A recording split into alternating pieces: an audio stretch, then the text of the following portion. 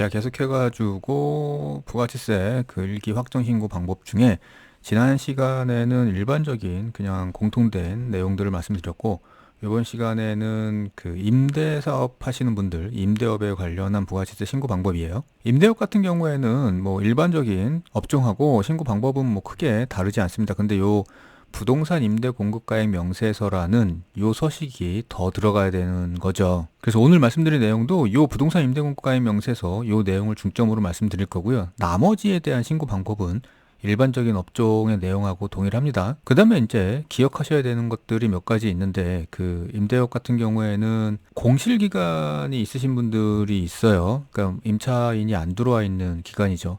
그 기간 동안은 아무래도 관리비가 건물주인 아마 나한테 끊겼을 거거든요. 이제 그렇게 되면 매입세금 계산서도 있을 거고요. 매입 계산서도 있을 겁니다. 이게 이런 경우에는 첫 번째는 무실적이 아니에요. 이땐 일반 신고로 하셔야 됩니다. 이게 매출이 없다고, 그러니까 월세를 못 받았다고 무실적이라고 생각하시는 경우가 있는데, 이제 그건 아니고요. 일반 신고로 하셔야 되고, 그리고 공실기간에 받았던 이 매입세금 계산서는 부가세 환급을 꼭 받으시기를 바랍니다. 그리고 또 하나, 그 임대업 같은 경우에는 그 일반적으로 월세라고 하는 요 매출이 월세만 있는 건 아닙니다. 그러니까 실제 돈을 받는 건 월세인데, 여기에다가 임대업의 특징이 간주 임대료라는 게 있어요. 요건 이제 보증금에 대한 이자 성격이죠. 그래서 요 간주 임대료도 매출세액에 꼭 포함을 시키셔야 돼요. 뒤에서도 말씀드리겠지만 이 보증금이자 간주 임대료라고 하는 보증금이자는 기타 항목에서 입력합니다. 그리고 이제 뭐 처음 부가시세 신고를 하시거나 하시는 분들 같은 경우에는 이 임대업에 필요한 건물이나 아니면 집기비품 등을 구입하는 경우가 있어요.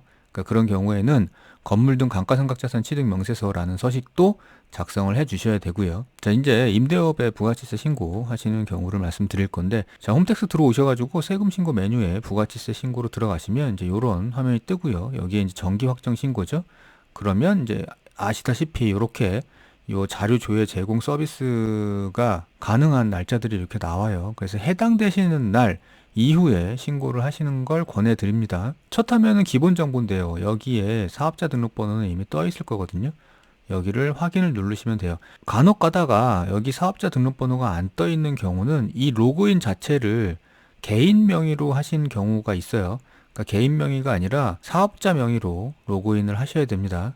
그래서 위쪽에서 바꾸고 들어오셔야 돼요. 여튼 사업자 등록번호 옆에 확인을 누르시면 이제 밑에 정보들이 채워지고요. 아래쪽에 보시면 여기 업종 코드가 부동산 임대업의 코드인 거를 확인하시면 돼요. 그리고 이제 저장하기로 넘어가시면 여기가 이제 메인 신고 화면이죠. 일단 임대업 같은 경우에는 제일 먼저 여기 있는 부동산 임대공급가의 명세서부터 작성을 하겠습니다. 그래서 여기 입력하기를 들어가셔가지고 그러면 이제 이런 팝업 창이 뜨거든요. 그러니까 지금 처음 신고하는 게 아니라 직전기에도 부동산 임대 신고 내역이 있다 그러면 요거를 그냥 불러올 수 있습니다. 그래서 임차인이 변경되지 않았다 그러면 이렇게 불러오시는 게 편해요. 안 그러면 주민번호부터 새로 다 입력을 해야 되니까. 그렇지 않은 경우다 그러면 취소로 눌러가지고 새로 입력을 하시면 되고요. 그 다음에 이제 여기에 입력하는 이 월세 임대료에 대해서 이제 증빙별로 또 입력을 하라는 말입니다. 조금 확대해서 볼게요. 이 명세서를 작성하신 다음에 월세 임대료에 대한 세금 계산서 및 신용카드 발행 내역은 세금계산서 합계표나 신용카드 매출전표 발행금액 집계표에 입력하시기 바랍니다. 이렇게 써 있고요. 보증금 이자 같은 경우에는 기타 항목에서 입력하세요. 이런 안내거든요. 이게 이제 무슨 말이냐 하면 우리 월세를 받았을 거거든요. 그러면 그 월세를 받았을 때 증빙을 세금계산서를 끊었으면 여기 부동산 임대 공급가액 명세서에 어느 정도의 매출인지가 금액이 정해질 거고요. 요 금액을 발행한 증빙에 따라서 세금계산서면 세금계산서, 신용카드면 신용카드, 현금영수면 현금영수증 이렇게 나눠가지고 입력을 하라는 거죠. 거기에 맞게. 그 다음에 마지막으로 보증금 이자 같은 경우에는 현금에다가, 그러니까 기타 항목이죠. 여기에 입력을 하시면 된다는 말입니다. 그래서 이제 세금계산서나 신용카드나 뭐 이렇게 입력하는 란에는 임대료만 아마 입력이 될 거고요. 그 다음에 기타 현금 쪽에서는 임대료하고 간주 임대료, 그러니까 보증금 이자죠. 간주 임대료가 입력이 될 수 있습니다. 그러니까 이렇게 구분하는 이유는 여기 매출세액에 보시면 세금계산서 발급분 이렇게 돼 있고요. 신용카드 현금 영수증 발행분 이렇게 돼 있고요. 기타 매출분 이렇게 세 개로 나눠져 있어요. 그래서 여기 부동산 임대 공가입 명세서에 입력하게 되는 월세 총 합계가 세금 계산서 발급분, 신용카드, 기타 매출분 이렇게 나눠서 구분이 돼 줘야 된다는 얘기입니다. 이거 뒤에서 다시 하면서 말씀드릴게요. 그래서 다시 부동산 임대 공급가입 명세서로 들어오게 되면 여기 이제 첫 화면이고요. 이거를 가장 먼저 작성하는 방법은 여기에 임대사업 명세 입력이 있어요. 그래서 여기로 들어가시면 이런 화면이 뜨는데 여기서부터 임차인 정보를 작성을 합니다. 대신에 직전기에 임대 내역이 있다 그러면 여기 불러오기로 불러올 수도 있어요. 그리고 이제 임대 물건에 대한 정보 입력하고요.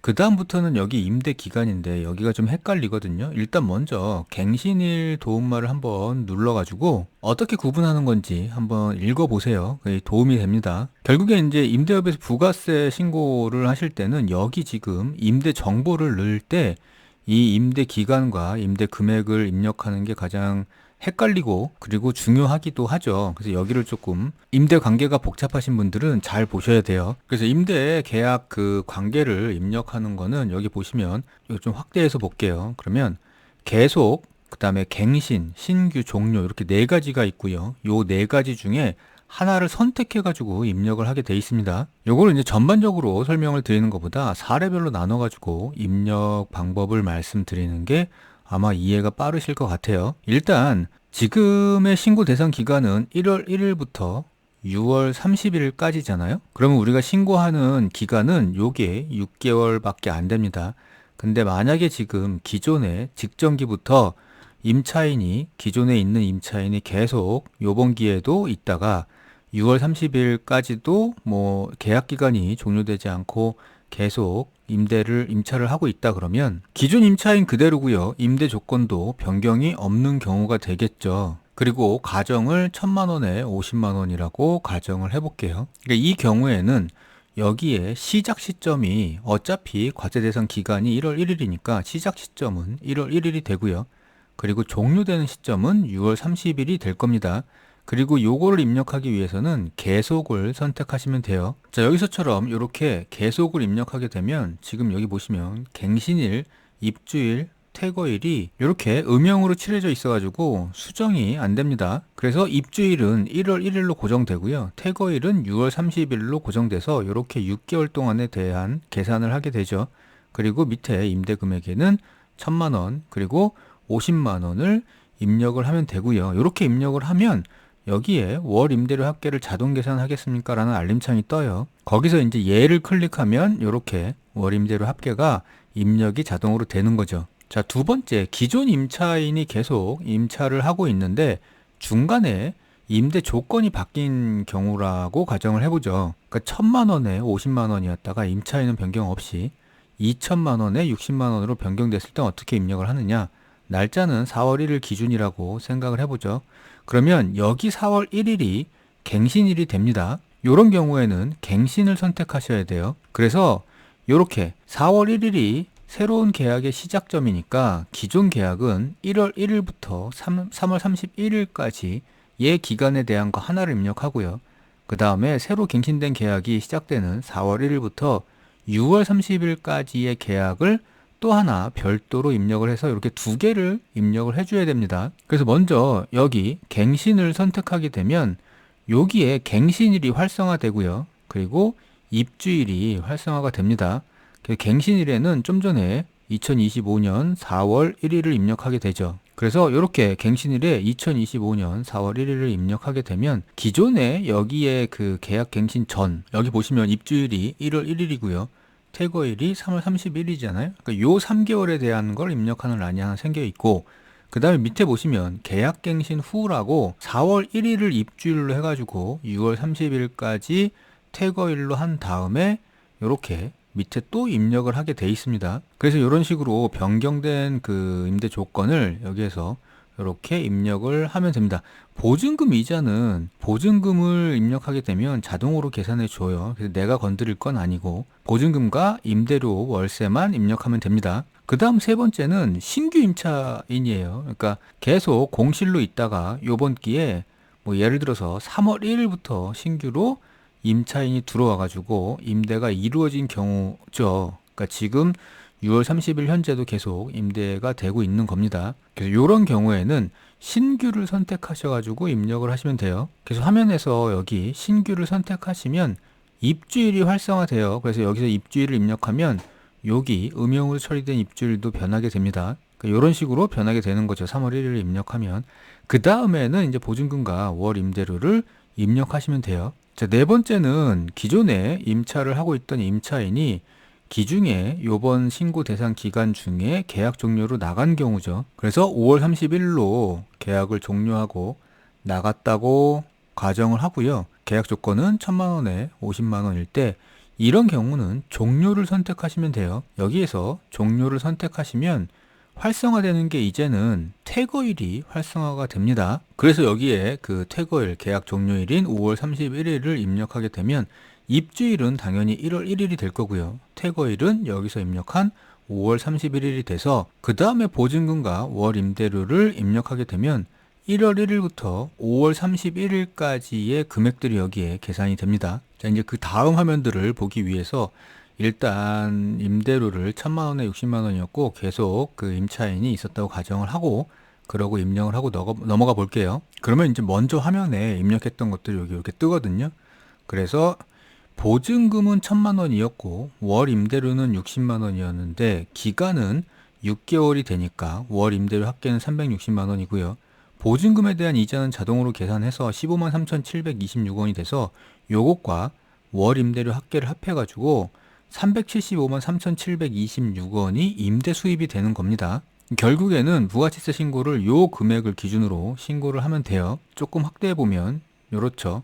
그래서 요 보증금 이자 하고요. 월 임대료 합계 요거를 합한 금액인 이거를 신고를 하는 거죠. 자, 그래서 이제 부동산 임대 공급 가액 명세서를 작성했어요. 여기에서 보면 월세 합계와 보증금 이자가 이렇게 계산이 됐죠. 그래서 이렇게 계산된 이 수익 금액을 발급된 증빙에 따라서 나눠서 입력을 해주면 됩니다. 지금부터. 그래서 이제 부동산 공급가액 명세서를 작성하고 나오면 이런 팝업 창이 하나 뜨는데요. 월세를 현금으로 받았거나 아니면 보증금 이자에 대해서는 기타 항목에서 입력을 해야 됩니다. 라고 안내를 하고 있죠. 그래서 얘를 선택하면 기타 항목 작성하는 화면으로 넘어갑니다. 이 화면으로 넘어왔을 때 여기 위에 보시면 그 월세액 합계하고요. 보증금 이자는 이미 여기에 그러니까 요 표시하고 있는 이 금액이 여기에 나타나면 됩니다. 월세를 세금계산서나 현금 영수증으로 발급하셨습니까? 라고 물어보고 있는데 여기에 예를 선택하게 되면 이렇게 보증금 이자만 여기에 기재가 자동으로 될 거고요. 만약에 아니오를 선택하면 이게 아니오란 얘기는 다 현금으로 받았다는 얘기니까 이 전체 금액이 다 여기 과세매출분 기타 금액에 표시가 될 거예요. 지금은 세금계산서를 발행하고 월세를 받았으니까 얘를 선택하고 넘어갈게요. 넘어갈 때 보면 기타 금액이 입력 또는 수정된 경우 과세표준 명세를 작성해야 됩니다. 과세표준 명세를 입력하시겠습니까? 라고 했는데 일단 여기서 얘가 아니라 아니오를 선택하고 넘어갈게요. 과세표준 명세는 조금 나중에 입력을 하겠습니다. 자, 이렇게 나오면 좀 전에 보시면 부동산 임대공급가의 명세서 여기 입력이 돼 있고요. 그리고 보면 기타 매출분의 보증금 이자 금액이 이렇게 입력이 돼 있어요. 그러면 이제는 여기 매출세액을 계산하기 위해서 세금계산서 발급분과 신용카드 현금 영수증 발급분을 입력하시면 됩니다. 일단 세금계산서 발급분은 여기 입력 수정으로 들어가시면 이렇게 나와 있어요. 그래서 전자세금계산서를 발행했다 그러면 여기 불러오기로 이렇게 불러오면 되고요. 종이세금계산서를 발행했다 그러면 여기 명세 입력에 들어가셔가지고 입력을 하시면 돼요. 그러니까 이 방법은 일반 업종의 그 지난 영상 방법을 참고하시면 됩니다. 그래서 세금계산서 발급분 매출까지 이렇게 입력이 되면 여기에 기타 매출분에 입력했던 거하고 합계가 여기 뜨죠. 3753726. 그러니까 요 금액이 어떤 합계였냐 하면 아까 부동산 임대공급가액 명세서 작성했을 때 여기 보시면 3753726 여기 있네요. 3753726 임대수입 합계 요거랑 동일하면 되죠. 보시면 3753726 동일하죠.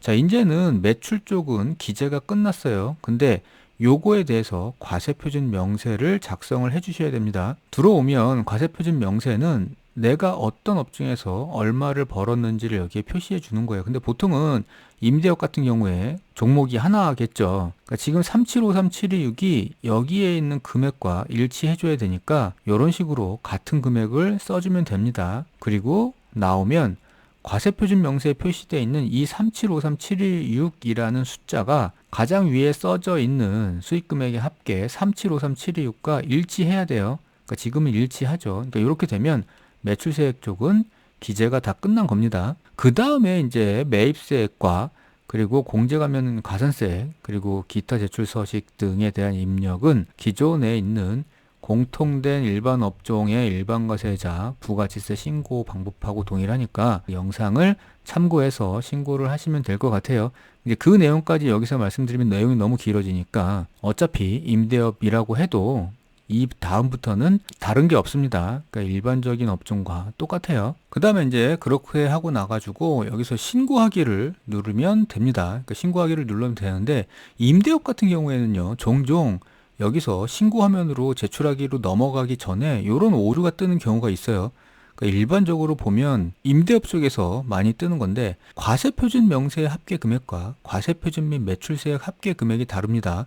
과세표준 금액을 확인하십시오라는 오류는 좀 전에 보신 것처럼 여기 과세표준 명세서에 있는 3753726이라는 숫자와 가장 위에 합계 금액에 있는 3753726이 일치가 안 된다는 얘기예요. 그래서 이게 왜 일치가 안 되는지를 확인을 해 보셔야 됩니다. 여기서 어떤 걸 잘못 입력했는지. 그래서 그거를 수정해 주시면 되고요. 여기서 이렇게 과세표준 명세 합계 수익금액이나 이런 그 오류가 나타나게 되면 처음에 입력했던 부동산 임대공급가액 명세서가 수정되거나 했는지를 한번 확인을 해 보셔야 돼요. 그러니까 여기에 입력하신 수익금액이 여기에 입력한 수익금액과 맞지 않을 수도 있습니다. 그러면 이제 오류가 뜰 수도 있어요. 그리고 나서 요거를 다 해결을 하시면 그 다음에 이제 신고를 하시면 되죠. 그래서 이제 처음에도 말씀드렸다시피 임대업 같은 경우에는 여기 부동산 임대공급가액 명세서가 중요하고요. 그 다음에 나머지 입력하는 그런 방법들에 대해서는 일반 업종하고 동일하니까요. 이번 시간에 설명드린 내용 중에서는 부동산 임대공급가액 명세서를 자세히 보시고 나머지 내용들은 일반 업종 영상을 보시면 되겠습니다.